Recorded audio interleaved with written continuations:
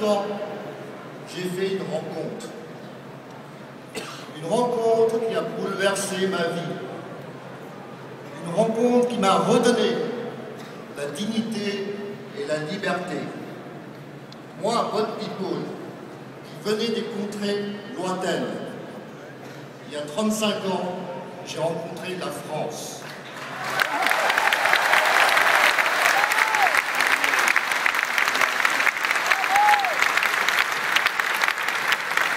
Il y a 35 ans, j'ai découvert la République. La France est un pays magnifique. Elle nous a accueillis. Elle nous a donné la possibilité de travailler et d'entreprendre. Elle nous a donné un avenir. La République nous a donné une éducation laïque. La République nous a donné des valeurs, la liberté, l'égalité, la fraternité. Il faut en avoir été privé pour savoir que ces valeurs valent réellement. Alors,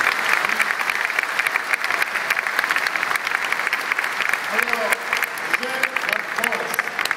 C'est pourquoi je suis là aujourd'hui. La France est mon pays. Mes racines ont poussé ailleurs. Aujourd'hui, je les ai plantées dans la terre de France.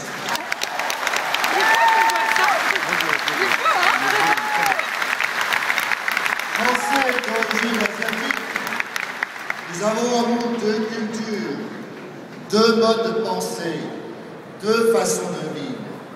Ce double héritage constitue notre richesse. L'identité de la France est déjà multiple, elle est plurielle, elle est diversité. La communauté asiatique de France, comme moi, je suis comme elle, nous sommes rentrés dans une nouvelle étape de notre histoire. Après celle de la survie, c'est l'étape de la vraie vie, celle où on se réalise. Alors, nous avons amplement prouvé que nous savions créer de la richesse, contribuer à la prospérité du pays. Nous réussissons parce que nous portons en nous des valeurs de travail et d'autorité.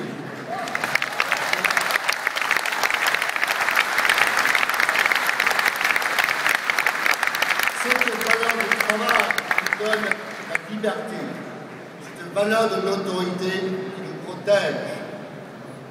Ces valeurs essentielles sont également celles de Nicolas Sarkozy.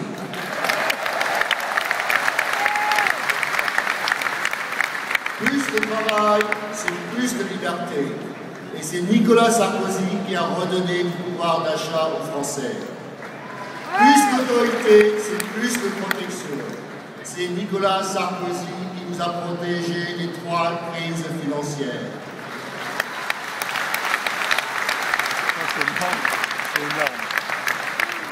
C'est encore Nicolas Sarkozy qui a convaincu nos partenaires européens d'augmenter la discipline budgétaire pour retrouver le cercle vertueux.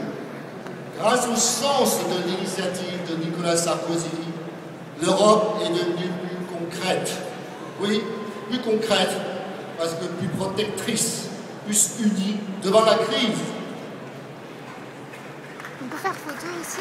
Alors, liberté et protection, est-ce que c'est suffisant?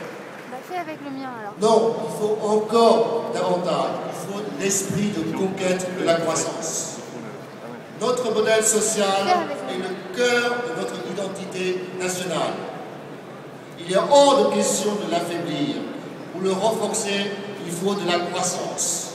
Et cette croissance, il faut aller la chercher là où elle est la plus intense, c'est-à-dire dans les pays émergents et plus spécifiquement en Asie. La Chine, voilà, le mot est lâché. On parle beaucoup de la Chine. Son économie se développe, sa place sur la scène internationale se renforce. Mais la Chine fait aussi peur. Oui, elle fait peur.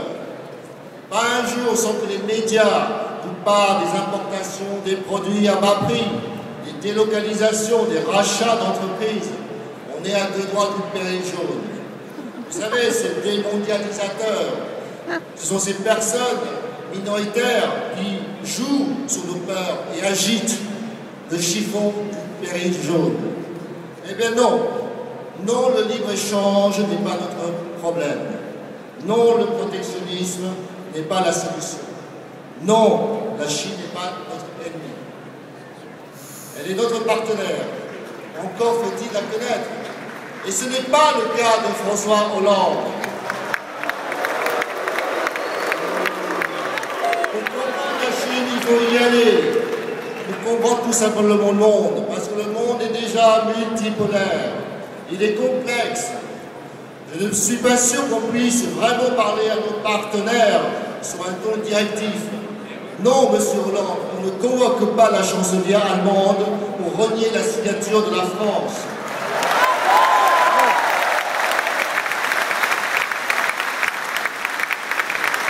Non, monsieur Hollande, on ne convoque pas la Chine pour qu'elle modifie ses taux de change. Il ne faut pas rêver.